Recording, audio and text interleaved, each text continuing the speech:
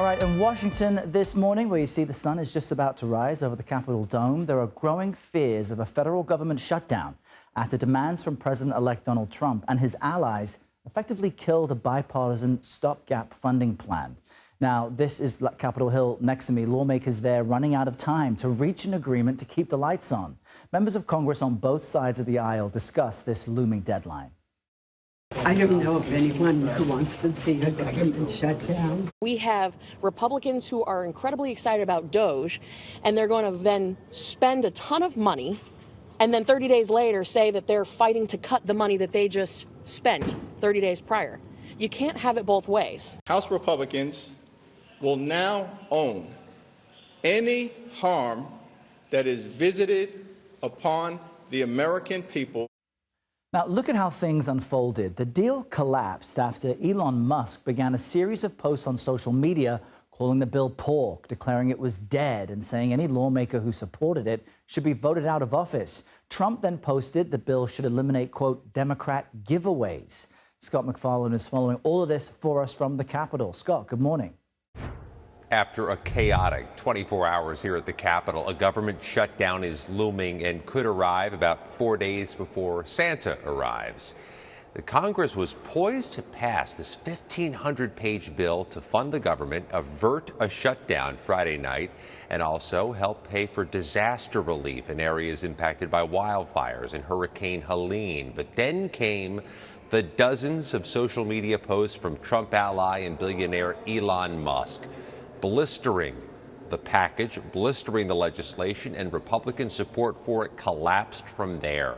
They're going to have to work from scratch today to rebuild some plan to avert the shutdown, and to do so, presumably with a large chunk of Democratic votes. And that's going to be difficult because now President-elect Trump is saying he does not want Democratic priorities in there and wants a debt ceiling increase in this bill before he takes over.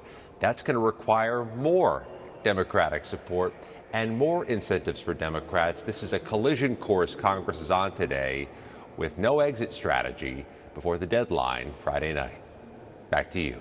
Wow, Scott, thank you for that. Here now to talk about all of this is CBS News political reporter Libby Cathey. Libby, what specifically did Trump and Musk disagree with in the spending bill, and how much influence did their input, flurried on social media, have on the killing of it? Well, good morning, Errol. Yes, this is Speaker Johnson's nightmare before Christmas, and he has Elon Musk in large part to thank for that. As you heard Scott just lay out there, Musk derided this continuing resolution bill all day online. And to answer your question, that is because of the spending. He is this chair of DOGE, this new government department trying to cut government spending. This bill is going to add lots of government spending. At the same time, after Musk derided this bill online all day, and then we saw Trump and Vance come up with a statement saying they're also against this government spending bill. They said they want to see lawmakers raise the debt ceiling. This is not typically something that conservatives support, spending more money, but they want to see the debt ceiling get raised under Biden as opposed to under Trump. That is the reason for pushing this. But a lot questioning this morning, who is calling the shots, Errol? Last night, for instance, Amazon founder Jeff Bezos had dinner at Mar-a-Lago. Elon Musk joined them at the table, our Jen Jacobs scooped. And critics of Trump this morning asking, is it actually President Musk behind the scenes, as that trends on Twitter, Errol? I was going to say the same, Libby. On X, President Musk trending. We'll see how President-elect Trump interprets that in the days and weeks ahead. Thank you very much for that update.